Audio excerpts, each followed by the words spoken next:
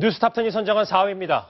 낚시꾼 놀래킨 엽기 시신. 네, 오늘 새벽이었습니다. 시와오 토막 싸는 미스터리 얘기를 좀 해보겠습니다. 여성으로 추정되는 끔찍한 토막 시신이 발견됐다는데요. 15시간 정도 지났는데 신원 파악이 어느 정도 됐는지 모르겠습니다. 취재 기자 연결해 보겠습니다. 최석호 기자. 네, 사회부입니다. 토막 시신 오늘 자정에 발견된 거죠? 네, 그렇습니다. 시신이 발견된 시각은 오늘 새벽 0시 5분쯤입니다. 예. 경기도 시흥 시화방조제에서 신원을 알 수 없는 여성의 토막 시신 일부가 발견된 건데요. 머리와 팔, 다리가 잘린 채 몸통만 물 위에 떠 있었습니다. 최초 발견자인 김모 씨에 따르면 시신은 나체 상태로 돌틈에 끼어서 수면 위로 노출돼 있었다고 합니다. 시화방조제에서는 지금 훼손된 시신을 찾기 위한 경찰의 수색 작업이 이어지고 있습니다. 예, 이게 예리하게 잘렸다는 그 소식도 들리던데 시신 상태는 어땠습니까? 네, 피부나 살점은 훼손되지 않았고요. 예. 부패도 심하지 않았습니다. 경찰은 시신 상태로 봤을 때 이틀에서 일주일 사이에 숨졌고 예리한 흉기에 의해서 잘린 것으로 보인다고 밝혔습니다. 경찰은 일단 출산 경험이 없는 20에서 40대 여성으로 추정하고 정확한 신원을 밝히기 위해서 국립과학수사연구원에 부검을 의뢰했습니다. 시신이 발견된 곳에서 5m가량 떨어진 지점에서는 속옷과 가방이 발견됐는데요. 경찰은 다만 숨진 여성의 것인지에 대해서는 DNA 분석 등 확인 절차가 필요하다고 밝혔습니다. 그런데 최 기자, 신분증도 나왔다면서요? 네, 오늘 오후 시신 발견 지점 인근에서 한 여성의 신분증이 나오면서 예. 수사에 활력을 띠는 듯 했습니다.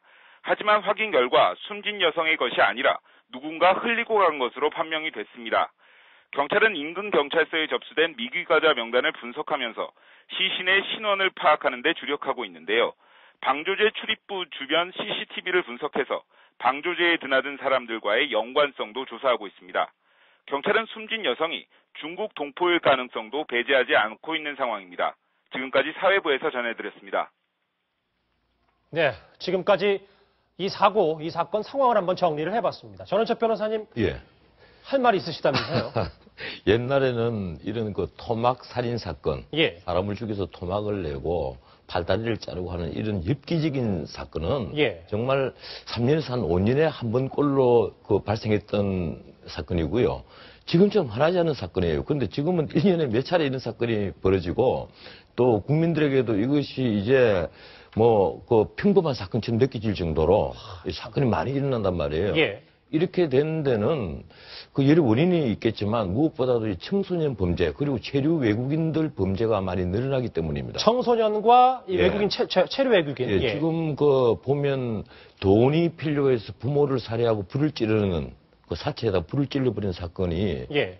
일어나기도 하고 또 사체를 토막내서 이제 범죄의 흔적을 없애려고 노력하는 사건이 벌어지고 이렇게 또 된 원인을 또 살펴보면요. 이 게임물, 잔인한 게임물 영향이 굉장히 커요. 예. 그리고 또 이 잔인한 폭력 영화들, 이런 그 영상물이 범람하는 것이 주요한 원인으로 전문가들이 꼽고 있거든요. 그래서 좀 영상물 심사를 한다라든가 앞으로 영상물에 청소년들이 쉽게 접근할 수 있는 것을 좀 차단할 필요는 있지 않겠느냐 이런 생각을 합니다. 알겠습니다.